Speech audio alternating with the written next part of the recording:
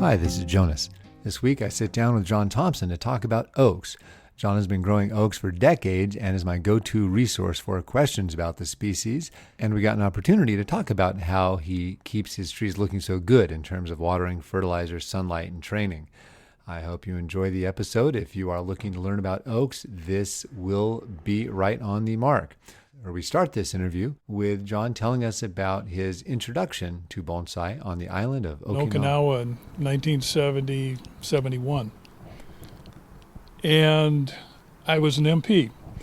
And not only that, we were Armed Forces Police, which means that we were all over the island, not just on the bases, because the United States was actually in charge of Okinawa at the time, from the Second World War up to about that point. And when I'd go out to outlying villages away from the cities, a lot of times you would be writing up a report of something that a GI got involved with in that particular place, and occasionally you'd be able to see what their houses were like. And this is where I first saw bonsai, in these little houses where they just had very little space in order to devote to something like that. And they would do what they could with it. And these trees were just intriguing. You just look at them and all of a sudden you're saying, yeah, I've seen that. On our way over here, I saw this tree. And yet this is in a little bonsai pot. And some of them were more crude, some of them were more refined depending on the people. And again, it's a reflection of what people put into it. But this was really intriguing. Well, if you're in the military and you're living with 65 other guys in a barracks, not the ideal situation for growing bonsai. So I sort of pigeonholed this whole idea until I got back to the United States. And then after I moved to California and eventually got married, I decided that, I needed some hobbies and whatnot, and I remembered the bonsai. And so I looked it up and found the Midori Bonsai Club here in town and went over there, and they were very nice. They were very welcoming, and I think that's one of the things that all of the clubs need to do, is to almost assign somebody to help that new person feel like he's included. And I certainly did. At the time, Kathy Shaner was in the club, and a lot of other people and whatnot. And I really was intrigued by the entire process of doing it, because I didn't know about the mechanics and all of the rest of the stuff that goes into doing these trees. And what I found in bonsai was that it took something that I took for granted and made me start really looking and seeing what I was looking at and really concentrating on that, to the point where, for instance, I'd be on vacation, and instead of trying to get from point A to point B and just as fast as I possibly could, I'd be watching everything that was going on as I was looking out the window. And probably shouldn't have been looking out quite as much as I was since I was driving. But what it does is it forces you to take a look at things, and you're actually critiquing nature as you're going through. And you're seeing that most of nature is kind of, ugly trees that aren't really developed. But occasionally you see something that is either offset well because it's up against the skyline, or you're seeing something that really has an intriguing angle to it. It's something out of the ordinary. And it's well formed, and you look at that and you say, oh my God. And it's one of those moments where you start getting tingles up your back, and you see something, and I guess that's a part of realization of something that you didn't notice before. Right. That the excitement of the whole thing, of just looking at that, and you're saying, oh my God, that would be so cool. And then you start trying to figure out how you can do it. And that's where, some of the technical information that you get from bonsai clubs and, beginner stuff and everything comes in. And that's when I really started to look at oaks, is when I was on trips like that. Because all of a sudden I saw something in oaks that was totally different than domestic trees that you see in front yards and wherever it happens to be. It's just, it's something that, and I found that bonsai, for me, is a way of getting that tingle, that thrill, and it's repeatable. With each new tree, you get that kind of a feeling, and it's just an exciting type of thing, which is what's kept me in it all these years. Now, I probably started right around 1980. I was married in 74. And right around, that's when I was starting to go to conventions and do that type of thing. But I learned from so many different people. So, I have such an eclectic kind of perspective as far as trees are concerned. But I found that each person, and they're not all equally talented and whatnot, but they all have ways of explaining something, and maybe they weren't particularly good in one particular area, but they connected. What they said connected with what I thought was really going on with the tree. And we were describing the same things. It's just that hearing it in a certain way sometimes all of a sudden gives you that aha moment, that where you can really grasp what's going on there. And so it's worthwhile listening I'm still waiting to for that anything. feeling. I'm still waiting for that feeling. Oh, yeah, I understand that. Well, no, it's more of a, I've seen this before, and what you just said describes better for me what that really is than what I've heard from other people on the same subject. They may have been great in a different area, but you rang my bell on this particular subject.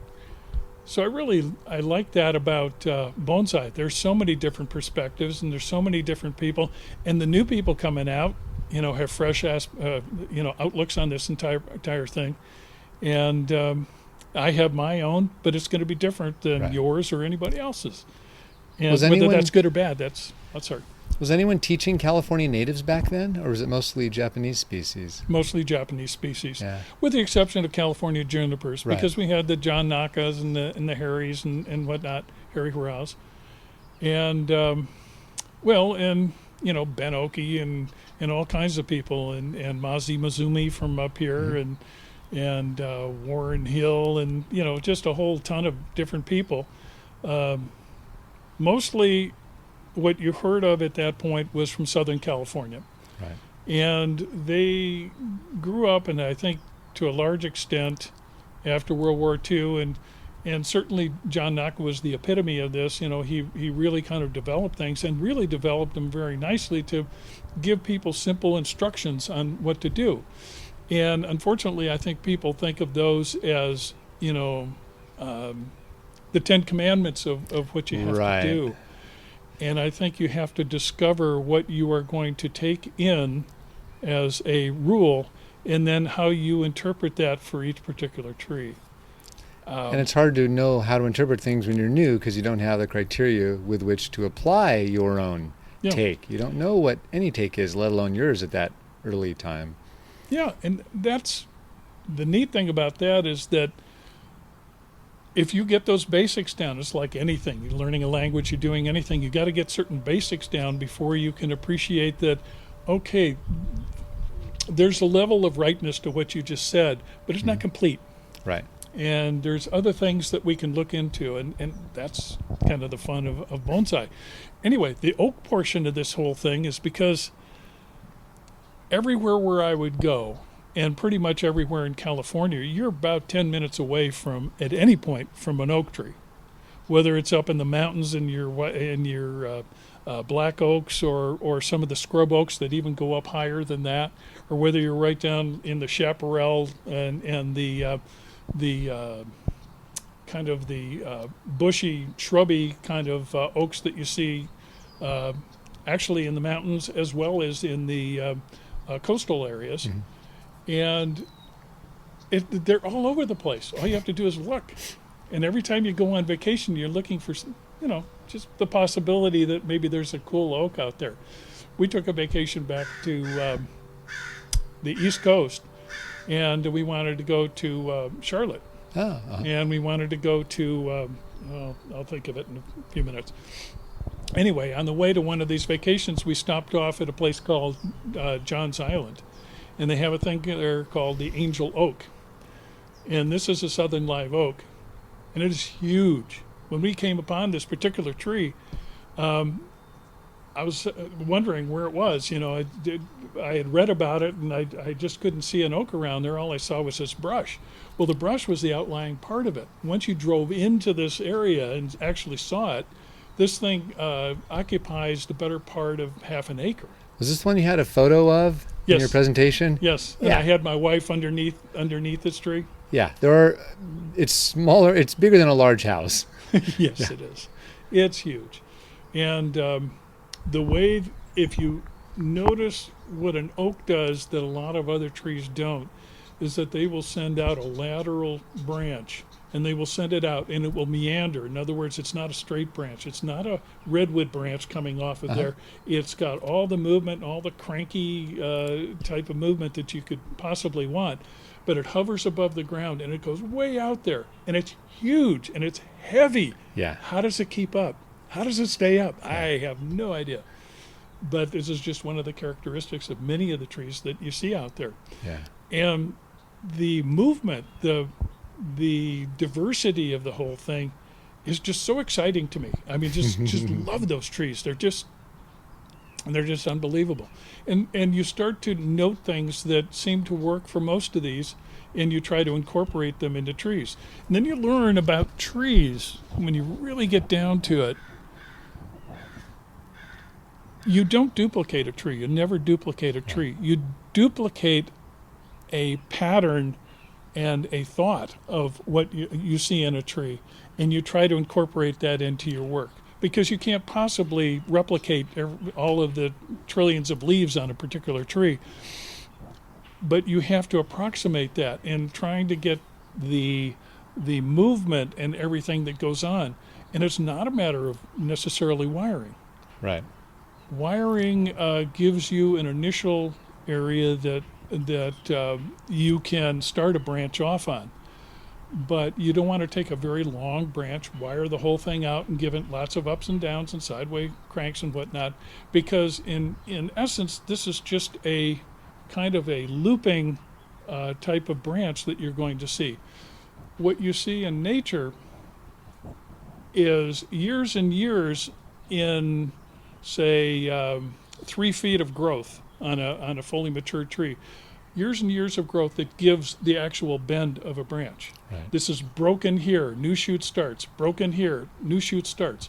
So I've come to the conclusion that building a tree is really a matter of managing arcs in a undulating branch, and not going too many arcs down before you cut it back and wait for that new bud that's going to come somewhere on that arc, and then change directions a little bit. Yep. And the way we can have some effect on that initial part that we are wiring is we can vary the radius of that arc, the regularity of that arc, and the initial direction of that arc. Right. But we're not going to give a sequence of those arcs, because likely the characteristic, just the strength of the branch and the strength of the wire, is going to lend itself toward fairly predictable or repeated shapes on a longer length. On the talk that I give on oak bonsai, I have one of the slides, and it's just, you can see more or less the silhouette of a particular branch that's in there. Uh-huh. But you'll notice that at this particular branch, from the trunk out to, it's probably out 10 feet or something like that, each one of the changes of directions is a different angle, different direction, different thickness, and it's not always the longest internodes are of the movement are closest to the trunk. Sometimes it varies, and in the middle of it you'll have a long section, and then it'll start working again. Right. And a lot of this is environmental type of things. The advantage we have in bonsai over growing something in the ground, which would take years and years to accomplish, is that we can compress time.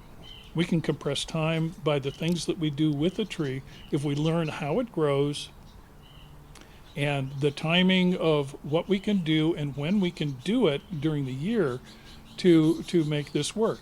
And we utilize such things as wiring, which is a kind of a universal thing in bonsai. The first thing that they tell you, wire every branch. Well, you don't have to do that.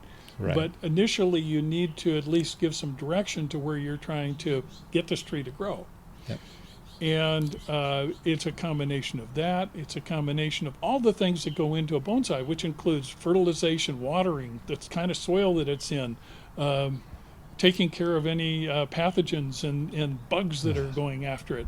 All kinds of different things. But when you can manipulate this in such a way, you still come up with the conclusion that this is a partnership. There's a partnership between you and the plant. Because you do something to the plant. In Right. other words, you have a tree that you're going to work on. You do a little cutback. You do a little bit of wiring. You do a little bit of defoliating or whatever you're going to do. And then you have to give the plant its chance to react to that. And from that, you can then take the next step. But it's a back and forth type of thing with the tree. And that's what's kind of intriguing about it. You've got two species talking to each other. It's a relationship. Yeah. And I like the way you say it like that. On one level, bonsai is extremely simple. We can only do two things to trees. We can remove growth or redirect growth.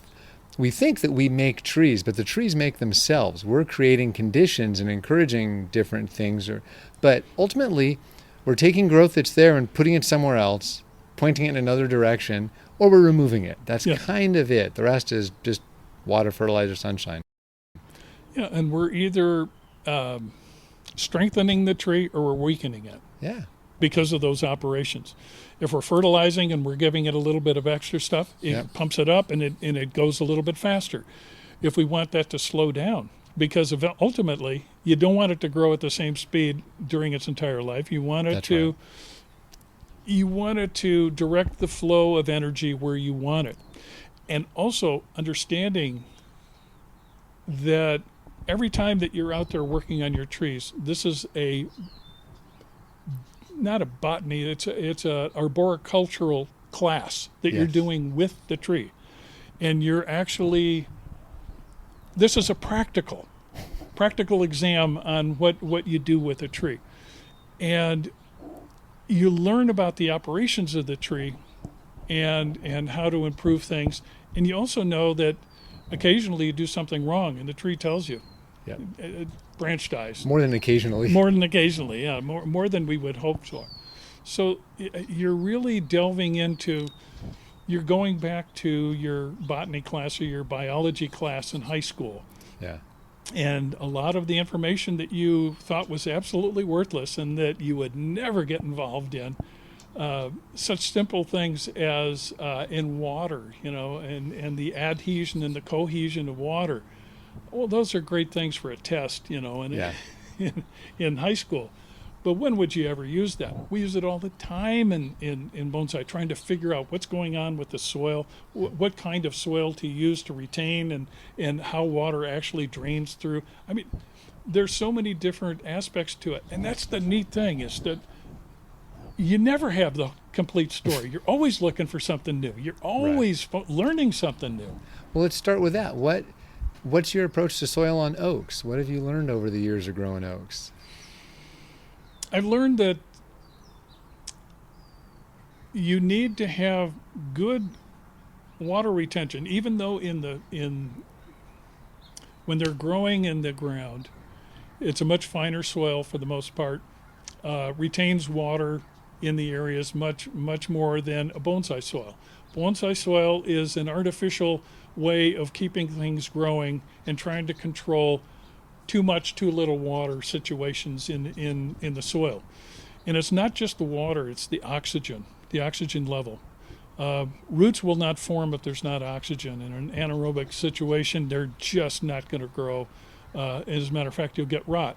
And a lot of times when I'm transplanting something and I'm kind of pulling things up, first thing I'll do to analyze what's going on is I'll sniff the soil. In other words, I'll get right down there and I'll take a whiff of it. If it smells toxic, like waste, then you know that there's a problem, probably with that water, and you've got rotting roots or something's going on in that soil. It's not good. Yeah, there'll be anaerobic conditions. Yeah.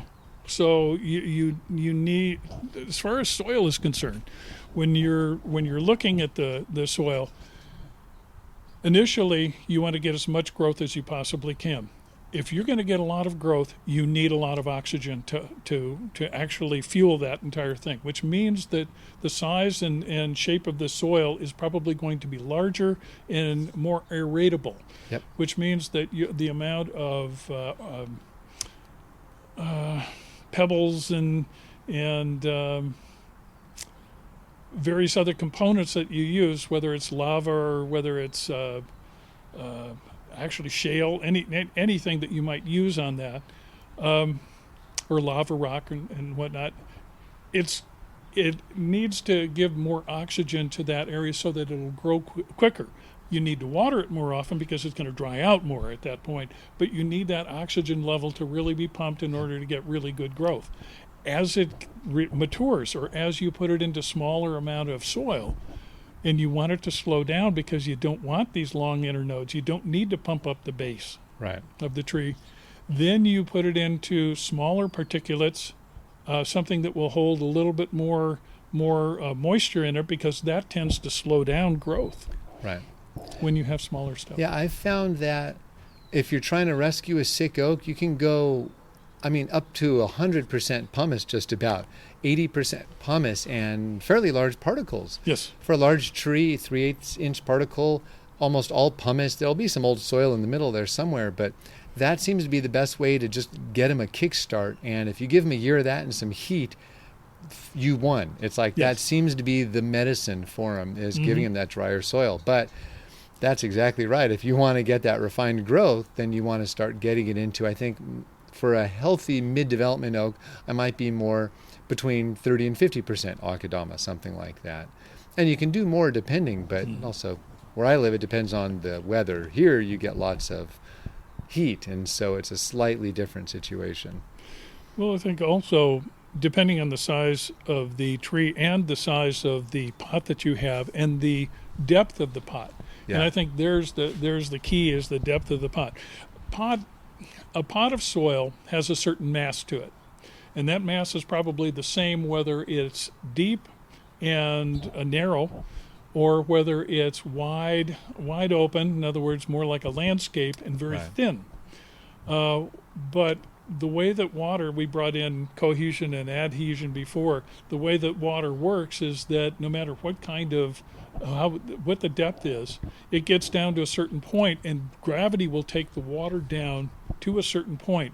And then the combination of this adhesion and cohesion, the cohesion being that water sticks to itself and it stays united, and the adhesion is that it'll hang on to the soil that you have in the pot. Right. Okay, but that level stays the same. And if it's a really thin one, your actual amount of soil that has that water in it is much higher relative to the depth of than in a shallow pot than it is in a taller pot. The problem is that once that water lets go and it's gone, there's no reserves. There's nothing there to. And that's one reason why we tend to see oaks in deeper pots, because it is harder to keep them happy in those shallower pots. Yes, But just it is. looking through your garden, and folks that want to look will have some photos up, you have some really healthy oaks in shallow pots. Does it just take more careful watering in that case? Yes, it does, and it also depends at what time of year and what operations that you're doing at that time of year. Yeah. Different times of year, the water uptake is much higher than at other times. When a deciduous oak does not have any of its leaves during the winter time, it really doesn't require a whole lot going on. But Right. because it transpires, because it releases water through its leaf system, and it does a certain amount of it through the bark, but most of it comes through the leaf system, you really have to watch the water level. And I found that if you allow a deciduous oak, or a deciduous anything, doesn't have to be an oak, but it can be about any tree. If you allow it to get to the point where it's really struggling to live, the first thing it's going to do is let go of things. It creates a preponderance of that happening again much more easily. In other words, once it starts to droop, it's very easy for it to droop the next time.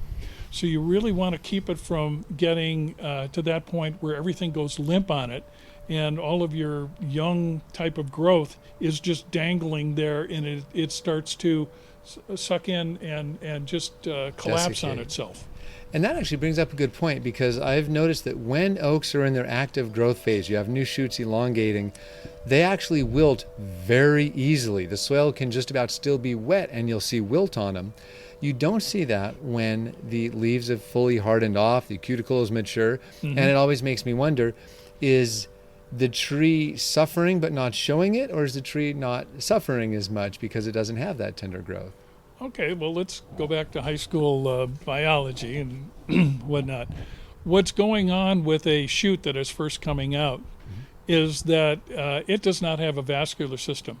It has a one-way system, and that's push. It's a push system, and it's fueled by what's behind it, and what's behind it is water and nutrients that it has, and the buildup of the tissue in the buds, which are just waiting at certain times to explode and to grow. Yeah. It doesn't have the ability to have that back and forth. In other words, that circulating system, and that comes when you start getting wood formation and the xylem and the phloem differentiating to the point where it actually has that ebb and flow of energy. And when it's first coming out, it doesn't have the ability to really fire itself. There's no regulation. There's no regulation there. That's right. And remember, most of this stuff, we tend to anthropomorphize because it's easy to explain, trees. But it has a hormone system in it that regulates most of the stuff. And it is responsive to things that are going on with the tree. And these hormones are triggered because of drought, because of pathogens, because of all kinds of things to protect or to grow or to conserve or do a lot of things in the tree. And it's a fascinating, again, you never know it all, and you're trying to describe what you see going on with the tree, but again, you can get a lot from that high school class that you took if you go back to it. Assuming we had a good class in the first place. Well, and that's true. And not only that, but the textbooks that I had starting off don't even, they're rudimentary from what's going on now and what experimentation and what observation has shown is really so. So it's just a fun, the whole aspect of this thing, it keeps you young because you're always learning something, and it's teaching you humility because the things that you do really come crashing around your own self. So I find it's harder to keep people invested in bonsai over the long term if they take themselves too seriously. Exactly. And bonsai doesn't do well in that case. Well, and expectations in bonsai. The expectation, I still plant, I'm very optimistic. I plant acorns, and I do that every year. And I have trees that I go to. And then I learn new things about them. But I know that all those acorns that are out there, only 1 or 2% of those things are going to really give me a decent or really nice tree. The rest of them are going to fall by the wayside at some point because they decided to give up, or they decided I wasn't giving them what they needed to live, or they just, for some reason, just died. Or don't even look good. That's right. More reason to cherish the good ones. Yes, and that's why you need to do a whole lot of them to get those through the various stages it's got to go in order to become a nice bonsai. So you really, if you're going to be getting involved in this, there's a lot of frustration to it. It's not just, a lot of people will buy a new tree, and if it's a nice tree, they struggle to keep it going. And some people don't even know the rudimentaries that you got to water them. And you have to water them on a regular basis. And the watering is not just a casual thing that you do. It is a very important part of this system. You give them too much water at the wrong time, and you can get root rots. You can get all kinds of problems going on with this tree. You can drown it. You don't give it enough, the same thing happens. you have to kind of look at what the tree is doing, and that dictates what you're going to do as far as the amount of water, the frequency of water, and what you put in the water. Right. Or don't put in, or take out of the water, I should Have say. you found that oaks care at all about when you water them, or is it more about, meaning in terms of times of day, or is it more about when they need water, you water? It's when they need water. I have a lot of coast live oaks. I have a lot of cork oaks and whatnot, and they're pretty forgiving. But each one of those trees is not exactly like the next one in the line. They're just right. different. Yeah. It's like us. We're, we kind of look the same. We both have ears and stuff like that, but we things go differently. Yeah. Yeah. So tell me, what is the relevance of the number 144 to oaks?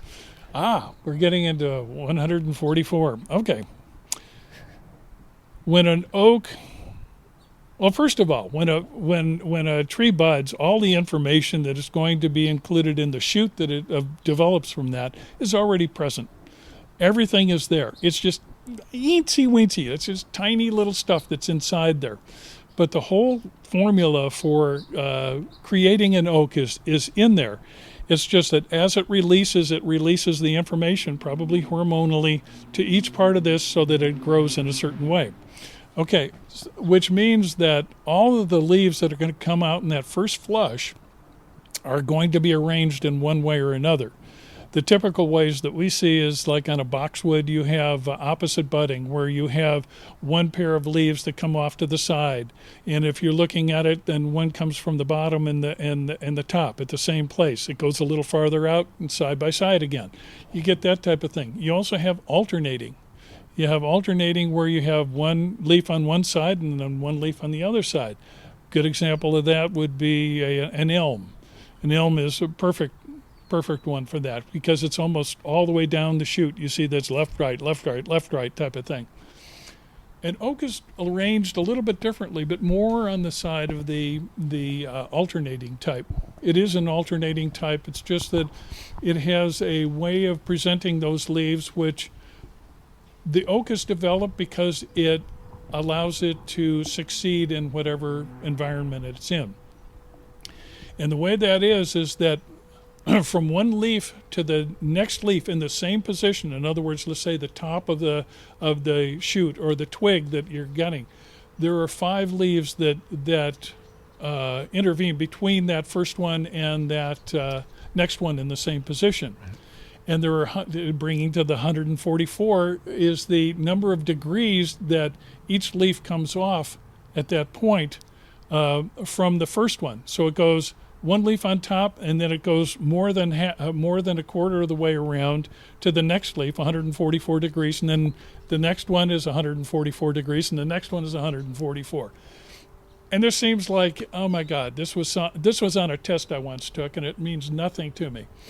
But when you're selecting things, when you're actually looking at a tree and you've gotten past the point where you have the branching, the basic branch or primary and secondary branching that you want, and now you want to get away from actually doing wiring on this tree and you want to allow it to grow the way you want, but in the direction that you want without having to wire, you can select the area on that shoot that you cut back to, and it will send out a shoot in that position, just the way that you want to. The way that the tree has developed is that this allows all these leaves to grow without interfering with each other and getting the maximum amount of sunlight during the day to power one of the largest and most diverse trees that you're going to see.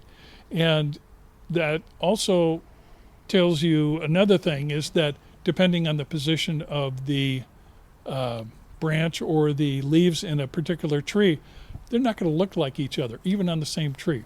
Right. You're going to have different ones when they have full sun exposure.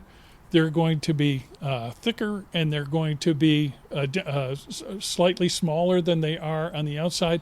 And the ones that are trapped on the inside are going to broaden out so they can catch any residual light that trickles through the system and finally gets to them. So different parts of the tree are going to give you different different types of leaves. But this 144 degrees, because shoots come out differently, we discussed this a little bit earlier, but when you have terminal shoots, a lot of times you're going to get that internodal, in other words, from one leaf to another, distances that are going to be widening out. In many of the branches that are shoots that are coming out from farther back in the tree, they aren't getting the same kind of impetus that terminal one is. And what happens there is that those 5 leaves are going to be clustered real close to each other. Now, if you're looking to get a very tight little array of movement in your shohin trees, for instance, the little tiny trees, those are the preferable ones to actually cut back to, as opposed to cutting one that has long internodes in it. Right. So you can use what the tree is producing and decide where it's going to come from, and that'll give you an idea of what you cut back to. It almost feels like so many of the common species we work on for bonsai are quite rudimentary in what they bring to the table in terms of starting points for styling. Looking down the barrel of a branch on an alternating tree, it's 180, 180, 180, 180. Yeah. And we have to twist the branches when we wire if we want to develop more complex forms. Oaks bake that in, and oaks will always give you downward growing branches, and that's not necessarily a bad thing depending on the movement you're looking to develop, whether in a trunk or a branch. I can remember going to a client's house, different profession, but going to a client's house, and they built this house around this tree, around this neat. huge valley oak. And it was wonderful movement in it, but it had one of the branches, and you would never see this pass muster with a bonsai teacher, had one of the branches that started on one side and went around 3/4 of the tree before it actually apexed out. And the reason for that, or the reason I suppose for that, was because there were openings, light openings in certain areas, and because maybe it broke off in certain ways, it changed directions and occupied a spot that was open, that was occupiable, let's say. Yeah. And so they are opportunistic from the standpoint of what goes on within their environment, and they will jump on any area that they can get sunlight. The whole idea is to grow the tree and to reproduce the tree and to maintain the tree, and then it dies. But in the case of an oak, there are many oaks that have lasted for 500 years. Yeah. So they can be quite old. And some of them in my care haven't lasted a year. But I think more than anything, when I think of a word that summarizes oak, it's, you said, opportunistic, or we'll also use advantageous. Yeah, and I think of that in so many different ways, not only in how the branches develop, but when they put on new growth, how much growth they put on. I've had oaks that, in recovering from stressful periods, will go up to 2 years without growing. And then maybe that 3rd year, they'll give you these tiny baby leaves. And then maybe in the 4th year, you'll get some new leaves. The 5th year, it might give you some new shoots that you can work with. They will do what they are prepared to, and they teach you a different kind of patience, because you don't necessarily know what's around the corner. Or maybe that's just the experience I've had with a bunch of oaks. No, funny. Each one of them reacts differently to what you're doing, and I think you're absolutely right. You don't get the same kind of reaction. You don't get a set pattern of this is going to blow out, this is going to blow out. It blows out when it wants to, but usually that wanting to has to do with something going on within the interior hormonal structure of this. And I go back to hormones, but it almost has to be something along in those lines. That activates in certain oaks and certain circumstances that doesn't in another oak. Right. That isn't quite built that way. But, yeah. But that connects to something you said that really intrigued me, both before we started recording as well as a little earlier, is you mentioned there are some timings that are very important when working on oaks, especially when it comes to mid-season pruning. So Oh, yeah. tell us. Okay, so the yearly game with this is that typically in the wintertime and the late fall, it's gathering energy that we know is going to explode when it considers itself in the springtime. Yeah. Doesn't adhere necessarily to the calendar year, but it's more or less in the spring, late winter. And what happens is that it sends out all this energy, and again, it's all outgoing until it forms this vascular system, which is a two-way system, and allows the energy to come back in and replenish what is taken out. But as it's growing, it starts off as being a very succulent type of growth, very soft, very tender, very manipulatable, and very easy to break. Yeah. And it's not a time frame in which you really can do much to the tree other than pinching it back. But then you're not taking advantage of a lot of what you can do with a tree if you do that.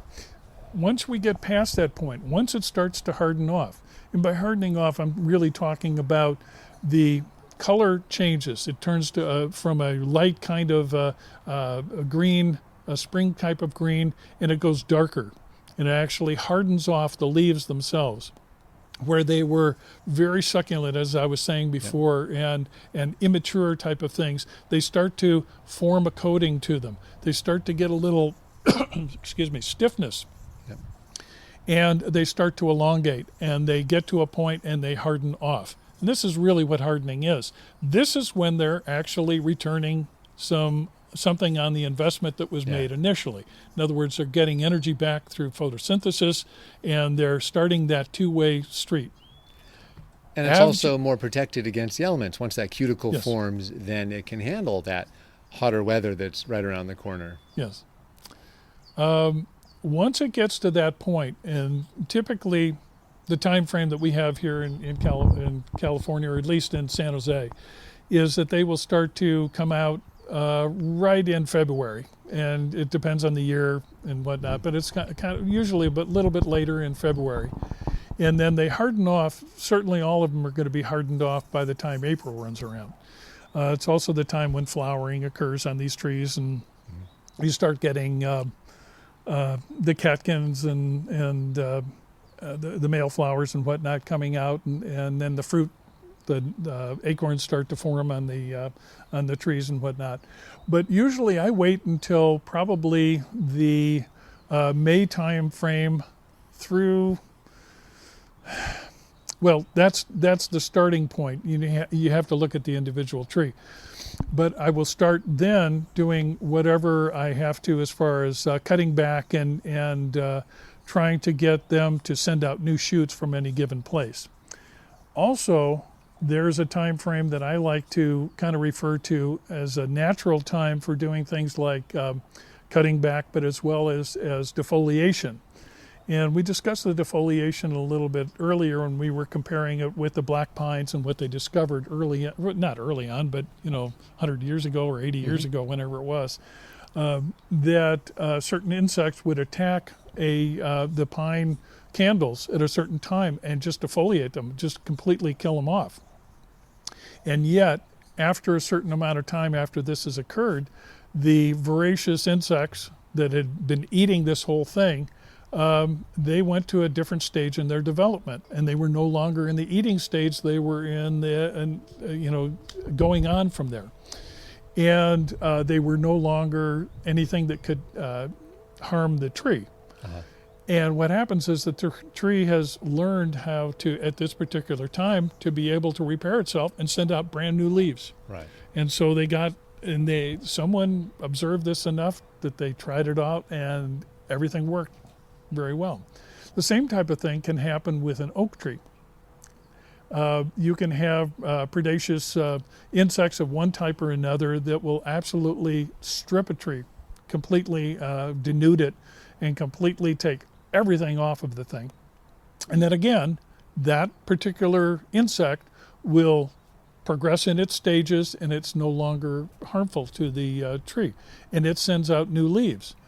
That's when at certain times of year, and I'm not saying every year, because this doesn't happen every year to the trees. I would say that you would do this once every maybe 3 years if you want to. And then there's some circumstances for when you do it and don't do it, but I'll go on from here. I like to time that around the summer solstice.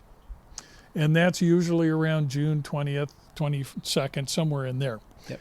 And the reason I do that is because this is the time when you're at optimal daylight hours. You have the most sun that you're going to have all year. And this is a typical time for things to continue to grow. As you get later in the season, as you get a month or 2 months later, all of a sudden things start to slow down a little bit. The heat might still be there because you're getting into August and September, but the actual growth potential of the tree is different. If you defoliate, for instance, infrequently, like I say, maybe once every 2-3 years, and only on strong trees, trees that have already shown that they've got lots of leaves, that they're hardened off, that everything is cooking well on that particular tree. If you do it every 2 or 3 years, you're going to be able to, at the same time, cut back and defoliate that tree. And sometimes it's only a partial defoliation because you want certain shoots that are coming from the inside to actually reach the outside so that they can survive. Because it'll get pretty dense in there and it'll just shade things out if you keep them small again. But if you do this during this time period, you can get a very good response. And usually I'm talking between 2-3 weeks, all of a sudden you're getting the buds are swelling, and in some cases shoots are already coming out with new leaves in the area that were just defoliated. Right. So we can take that off. So the way that I defoliate is I cut it all the way back into the petiole, which is the attachment of the leaf and the actual twig. And it's a very small petiole in the case of an oak, unlike a maple, which has much longer petioles. Does plucking the leaf cause damage and hurt the buds? If you pull it, you can damage the connection. Yeah. But so I typically cut them. Yeah. In some cases, and in most cases, you'll notice that when the new growth has come out, and usually this occurs, for instance, on a cork oak during the summer, when a new growth comes off, the old growth just starts to die. It starts to brown out, and the inside leaves just kind of go away. This is again, hormonal type of thing where it's confident that it's got new growth coming out, and it can let go of the old stuff. Right. And so this is a natural operation. And so talking about this, there's a time frame that you can do almost any of these operations that's going to work for it. But if you let that go too far, you can pass the point at which you're improving the tree, and now you've got to cut back way in because things have died back inside. Right. So that you have that time frame in order to do it so that you can improve the tree. And if you do it too soon, it's a problem. If you do it too late, it's a problem. So how again, late is that's too what late? you learn. So that solstice was about a month ago, and Yep. so now we're in late July. How late do you stop pruning oaks? I would say at the end of this month, That's your say cut. August 1st, I'm done. Yeah. I think that's about the right time. And would you still defoliate this late, or would you only do that a little bit earlier, ideally? Ideally, I would do it earlier, but when you have a certain number of them, you only have so much time, and you have Yep. to deal with the time that you have. Of course, the way to solve that is not have as many trees. I'm still working on that part. Yeah, I'm still working on that too. Do you come back and prune again in fall? Yes, you can continuously do that once you get to that point. What you can't do is defoliate again, because no. then you are really risking That losing stresses. a lot of it, Yeah. and you're overstressing the tree. What we're trying to do is we're trying to understand how the tree will react, and from trying to do this over and over again and losing things, you understand that the tree will tell you exactly what it feels about what you just did. Yeah. In some cases, it'll give you, it'll roar right back. Some cases, it'll just take So what your makes it favorite roar branch and back? go. So I worked on a cork oak that's really healthy, Yep. and my cork oak, this oak always starts growing usually around April 1st every year, sometimes a little bit later than that. The corks are a little later than the live oaks. They're 6 to 8 weeks late. Yep. And then, So my pruning is usually a little bit delayed as well. And I noticed the top, they're very apically dominant, especially when it's a big, healthy tree. Yes. Do you have any tricks for keeping the top under control? Because the two things I see are you can do the pruning back you want to do, you'll get the buds where you want, and additionally, you'll get tons of shoots right out of the cork, out of the trunk, all over the top of the trunk when the tree's happy. Well, you asked this question, or a question like that a little bit earlier. We were talking about cutting back hard cutbacks. In other words, you're cutting back to wood as opposed to cutting back to buds that already exist. Yep. And I don't have a lot of fear of doing that with most of the oaks that I have dealt with, because as long as you make the cut, and I'm talking about into wood, into hard wood, where you can actually see the growth rings in it. Yeah. When you cut back into something that's larger, and many times we have to do that. When we collect, I hate to go off on a tangent like this, but when we collect, we're always going to be cutting those things off. Yeah. We're always going to be going back to those woods. And the thing about doing it at that point is that if you're collecting a tree, take it back exactly where you want that tree to start budding out. Don't say, well, I can cut back later. It's at its strongest point when you take it out of the ground. It has been growing just like it wanted to without any interference from somebody like you. Yeah. And it is just feeling full of itself. And all of a sudden, it's got all this energy and no place to go. And it will send out shoots from bark and thick enough that you would think it could never get through there. It just comes through and it starts making a branch. And I've developed a number of trees that are based on that, whether it's a cork bark or whether it's a regular, a coast live oak or a canyon live oak or an oak from Labata from the valley. They will all give you that initial shot. If you don't do it at that point, you will kick yourself in 10 years by saying, oh, if only I had cut back farther. Because you're just getting the tree stronger again to withstand the big cutback. That's right. So you found that there's just no hesitation to do hard cutback when you collect? You are trying to accomplish something with that tree. And what you're saying to the tree is do or die. When you take it out of the ground, you're basically saying that anyway. It's a gamble. It's a gamble. Yeah. Anytime you take it out. I've had trees that have had wonderful root systems that have been really nice root systems that have just died. And they have just gone away. And I can't explain that because their next door neighbor, where the roots were so far away, or the absorbing root tips were so far away, and all you had were these huge, 2-inch roots that were coming out, just form new root systems that are just to die for. Yeah. They're almost like a weed. And there's really no telling from one tree to the other how it's going to react. But overall, I found that if you show the tree exactly what you want it to do, and don't pussyfoot around, and really do it, then it will reward you by budding out where you need to have it budded out, and then you can develop it from there. And is that for both roots and branches at that point? Yes. So if you need to get it in a pot, you might as well do that big cut at collection time. That's right. And remember that when you're taking a tree out of there, we were talking about this earlier, if you use pumice as your primary soil component when you're actually trying to get roots, you got lots of aeration there, and oxygen is absolutely necessary for forming new roots. Yeah. You got to have it in there. Which means that as you water, you're pushing the water and you're drawing air, oxygen, right behind it. Yep. So it's gotten right back into the soil. And this renewal of that whole oxygen system is really important for driving growth. Well, so that's good to know. Have you found a magic time for collecting oaks?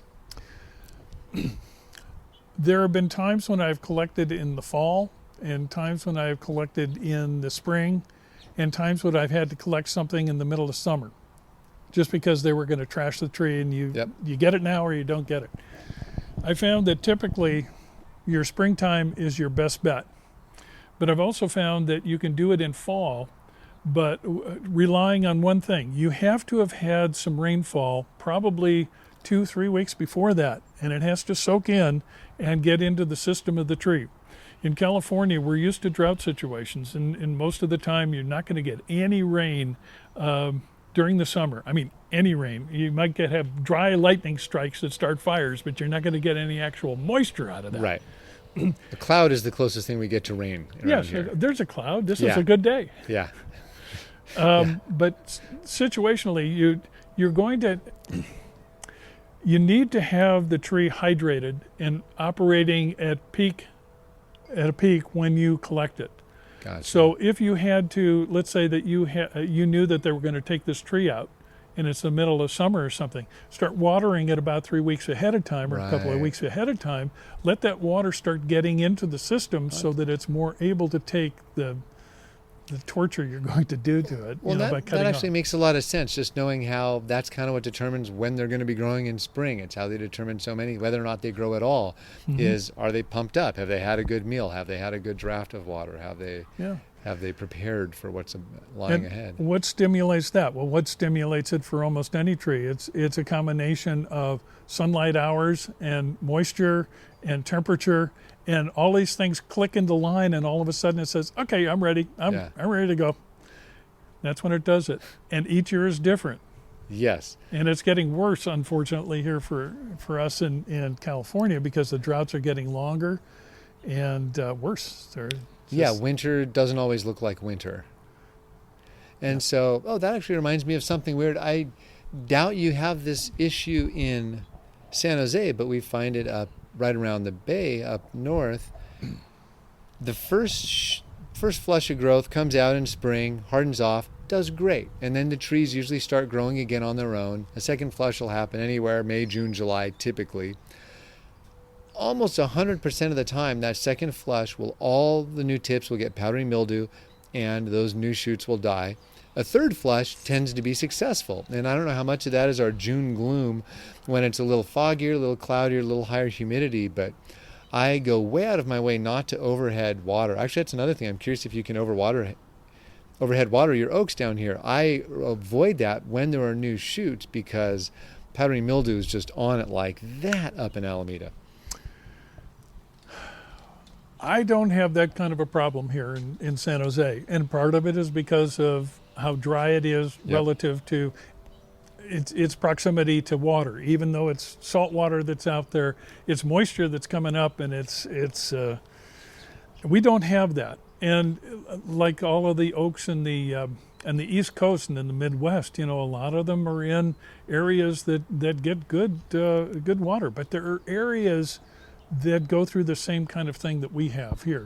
This Right. Mediterranean type of not much going on in the summer from the standpoint of water. Whereas I can remember when I lived near Chicago, summer it could rain just as often as it does in the winter. It's just a little bit warmer. Right. But we don't have the mildew problem, and I don't use overhead anyway. I found that it is impractical to water a canopied tree from overhead, because it protects itself. I'm And you've mostly heard of drip tempted lines. because oaks get more spiders on them than anything, and sometimes they get some a woolly-ish aphid that will be in those cracks of the leaves. And so for those two reasons, I would love to be able to blast them off more. And I do occasionally earlier in the day when it's hot, so it evaporates as fast as possible.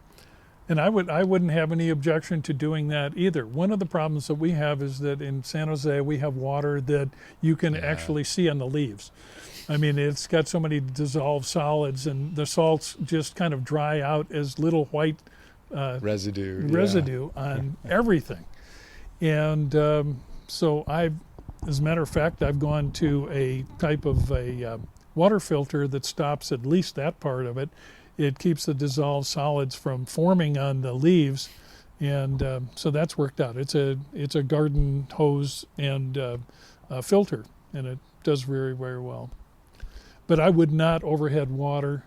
I really think that each tree needs water separately, and a tree right next to it, if I've done the same operation, will act differently, and I can see that the soil is drier on one and on another. Now, here's another caveat. I don't think there are two trees in this entire backyard that has exactly the same soil.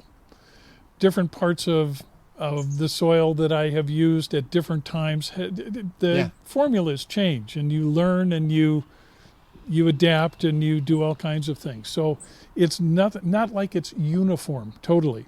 As much as possible, I use the stuff that's going into it as uniformly as I possibly can.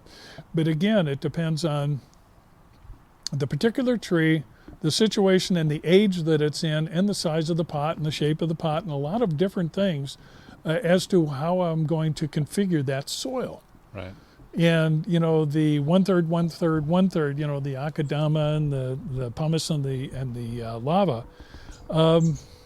it may be great for conifers and do a very good job. But you have to augment that. You have to change it one way or another, either drying it out or retaining more moisture for any particular tree. Yeah. And so that changes, and your formula changes on that situation, and year to year. Yeah, the requirements are funny, different. I hadn't thought of it like that. We all know how to do the perfect job watering. A beginner can water as well as an expert if they take the time to check the soil of every single tree. The only thing you really need to learn is what the dry point is, and the dry points do change from species to species. But for oaks, I have found greater variability than possibly any of my other trees. Like a lot of the deciduous or azaleas, you can err on the side of keeping them wet. Junipers, pines, you're going to err on the side of keeping them dry. I'll have two oaks right next to each other. One of them I'll water every 4 days. One of them I'll water every single day. And it's not even always whether or not they've filled the pots with roots. When they're rooted in, they're more likely to go through water much, much faster.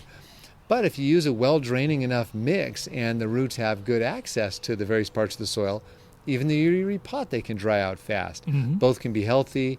Sick oaks hardly use any water at all. They'll just sit there for quite a while. But well, it's like any system. Yeah. When you're sick, it shuts it down. It's exhausting to be sick. Yep. And that same thing with those. As far as watering is concerned, and we went through this before, I have an orange watering can. And the neat thing about having it orange is it really shows up, and it reminds me that there's a watering can out there for hand watering for specific trees. And some need it more than others. And usually if you have a sick tree, you better use the hand watering and use something that's really good for it. I have, because of the quality or the lack of quality of the water here in San Jose, I've gone to diverting water off of my roof and putting in and storing it in 32-gallon trash cans throughout the yard at various points, as well as other containers that I have for holding that.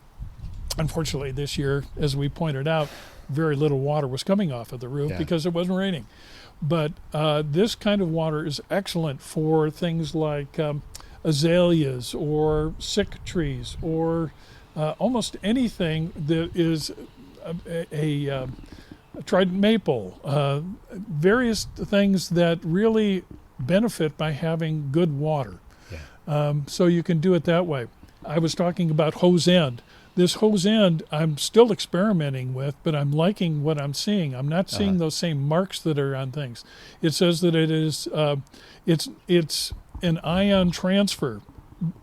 What I was always afraid of is that I'm putting salt in. I mean, literal saline into the system, and that's apparently in this case is not happening. You'd probably notice that pretty fast, especially on the maples. Yeah. Watering with salt water. But what I'm saying is that each one of these, it's easier when you're using a hose end on any of this. You are actually going from one to the other without a stop in the flow, so you're treating them almost the same. When you carry it around and it's heavy and it's in your hand, you put the water on, and because you have to fill the can up all the time, you put on the water that really it needs, and you stop. You pull that back, and you go on to the next tree, check it out, and then water that particular one. It's an inherently deliberative task. It is. I can remember when I was with Tokita in Japan, and I really wanted to help. I really wanted to help him out. So he would water in the morning, so I'd get up early in the morning and try to beat him out there so that I could water. And he finally stopped me and said, JT, I appreciate what you're trying to do, but you don't know what you're doing. So, well, I was watering the trees. And of course, this is going from Japanese to English, Yeah. and the inherent problems there. And he finally convinced me that the trees aren't treated the same. You don't just flood everybody. And that takes everybody a long time to really grasp that whole idea that the water needs are different on these trees, and you can't, and that's why using a hose is dangerous too. Yeah. Because you tend to use it in the same manner on everything, and you don't stop between trees. It's a continuous stream. Also, you use a lot more. I couldn't. Oh, use you waste so much water. You waste so much water doing that. And I agree. I find that most gardens I visit way overwater their trees, often to the tune of double the frequency that I would recommend, very commonly. Yeah. Because it's easier to just throw some water on than do anything else. It's faster and it's easier. Right. And we were talking about pathogens, and we were talking about molds, and we were talking about a number of other things. And most of the problems that you're going to have with an oak, really when you get right down to it, are usually moisture type of problems. They're going to be water mold fungi like Pythium, Phytophthora, Armillaria, Milea, the root, the oak root fungus, all kinds of things. But they're water oriented. Yeah. And it's usually because the water is uncontrolled in a certain area and it becomes a little anaerobic, and these things start taking over. Yeah. The pathogens are always there. Phytophthora, all these things are in the soil. They're endemic in California. You're going to find it everywhere. Yeah. But they start to really show up when you have too much water, when you have too moist a situation, and that would include fog and that type of thing for trees that aren't used to fog. Right. Coast live oak can get along with most of these kind of situations with no problem. You put a cork oak in there, and that really creates a problem. Right. It's just slightly different. They still grow along a coastline, and in Portugal and in the whole Mediterranean area, but it's different. They want a little more heat. They want a little bit more heat. Yep. And the coolness. And the thing is, a lot of this is coolness. When it's winter, you don't see much problem with any kind of molds, or you don't see problems with anything, because the ambient temperature is not good for the mold itself. It's when it gets to that Goldilocks time frame when things are just, there's a little bit too much moisture, and it's nice and warm. And they just kind of cuddle up and start destroying your tree. Which unfortunately has been our entire spring this year. It's like not warm enough to burn them off. It's been like in the mid 70s, which is like perfect for your water molds. It makes them very happy. Yeah. Yeah, I've noticed. So the leaves you'll see the wasp, the little galls on the leaves, the centipede wasps. Centipede wasps. And you'll see a lot of anthracnose on the leaves. Mm-hmm. And then some spotty funguses once in a while. You see all over the Oakland Hills, every other tree will have spots on it. Yeah. And then insect-wise, I've seen that. I don't know if it's a woolly aphid or an adelgid-like thing. It's a little cottony white growths you'll see in the leaves. That's the one insect on the I leaves, most actually, commonly see. Well, actually, I have a book on oak galls in California, and it's fascinating because some of them are beautiful. They're just really gorgeous. They're fascinating. And essentially what they are is an insect, in this case a particular type of wasp. They're a little tiny. You can't even see them. Oh, they're super tiny. They're super tiny. They'll sting and actually lay eggs in a particular leaf or on a twig or on a branch or something along in those lines. And the reaction tissue that the tree produces covers that over in very colorful ways in many cases, creating a kind of pyramid or where there's a little crypt inside that's hidden away that other insects can't get through to, or they're led into chambers that take them nowhere. I mean, this is just like watching The Mummy. It's when science you think about this, it's really kind of fascinating. But some of them on the blue oaks are just like pieces of coral that grow on there. They're gorgeous.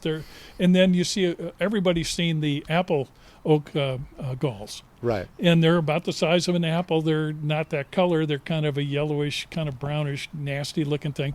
But they have their uses too. They used to make ink out of them, so they refine that down. There's a lot of frivolous information that you learn about any species once you get into it. But these wasps, put these galls on there. The same thing with anything else. A tree is able to protect itself under ideal conditions. If there's physical damage, somebody runs a car into it, somebody cuts it off, a limb breaks off, all of a sudden they're exposed to pathogens, whether it be molds and bacteria or anything else, or it's insects to actually get inside. Yeah. And a lot of times insects bring the disease with them. And so they help to spread that too.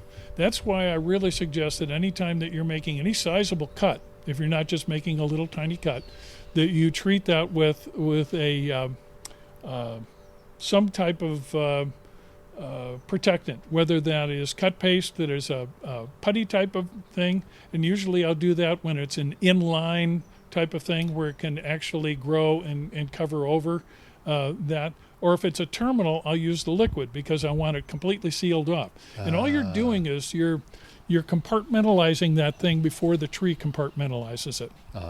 And because what happens when it sees a wound on the tip or on any part of the tree, it'll stop the normal flow of moisture, of sap and water and whatnot that's going through that area, and actually put a fence around it, a chemical fence that is impenetrable.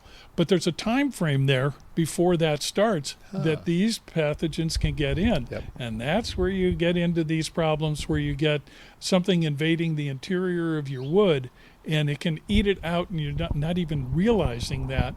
And that's why even if you just use Elmer's glue is fine. Well, that's what we were using in Japan. Yeah. It wasn't one of these fancy things that cost you an arm and a leg and comes out of a bottle that always dries up at the tip. Yep. We were using grade school glue, but it worked because it took care of that time frame that we were dealing with. Well, so how do we reconcile cut paste on moderate-sized wounds on oaks when we're carving deadwood into the trunks? I have an oak out there that has a lot of deadwood in it, large parts, and it's dying. It's just taking its time doing the dying. And I can show that to you once we get out there. It was a nice tree. It was a great tree. It came from a client of mine that has since passed away. And I think Boone even saw that and said, that's never going to be a bonsai. I think by that, what he meant there was that it's never going to survive as a bonsai. Right. Because it had interior problems that were going to eventually eat it away. It's kind of like a cancer that's inside, and it just kind of eats away at things. And I've noticed on this particular tree that very thing is going on. Oh, interesting. So, yeah, it was interesting. And at first I thought, well, we can do something with this. Yes, you can on a temporary basis, but enjoy it while you can. Yep. Because there's something fundamental that's going on in that tree that you can't control. That's the best way I can put it. And we've seen that in every species of bonsai at some point or another. Yeah. No, there's so many interesting things. I think one of the things that I would continue to emphasize is that there's no bottom to the amount or top or limits to what you can learn about any kind of tree. And what you think you probably only partially know. Mm-hmm. And maybe in some cases you were just lucky. No, but you need to constantly be refreshing that and not feel like you can't change your mind about something. Don't get too attached married to what you know. Yeah. Yep. That's good advice in life in general. Oh yeah, but and enjoy every day. We were talking about that because 5 years from now you can look back at today and say, God, I wish I'd done more. Yeah. Well, just keep working at it. Well, that's a good point about how deep it is. One of the things I most wanted to talk about today, we'll clearly have to postpone for our next conversation on the topic, is the styling of oaks and how we make them look like the way they do. Because Oaks are not only an extremely characteristic shape, but an important one for bonsai because so many broadleaf evergreens end up taking oak-like forms. And depending on where you live in the country, oak-like form can mean something very, very different. Because an 80-foot red oak is not going to look like a coast live oak, is not going to look like a scrub oak in any circumstance. And yet we borrow characteristics from each of these species when we're styling our boxwood or maybe our Yopon hollies or these other trees that can so easily go into or take on an oak-like form. Right. But we can cover that one next time. Okay, well, I'm good to go with that, because there's a lot to that, and even the same tree, in different circumstances, is going to look a lot different, depending on its environment. That's right. Let alone how we style them, the different approaches to growing them, the different stages. Okay, I hadn't realized we had that much to go through with oaks, but clearly we do. Okay, well. Any other oak-like things you'd want to share today? This has been awesome. No, I'm pretty drained. I'll remember something in about half an hour after you leave. Perfect. We'll put that on the list for next time. Okay, let's do that. Well, thank you so much for joining. Well, I appreciate it and had a lot of fun, and hope to do this again. Awesome. Thanks. Okay, bye-bye.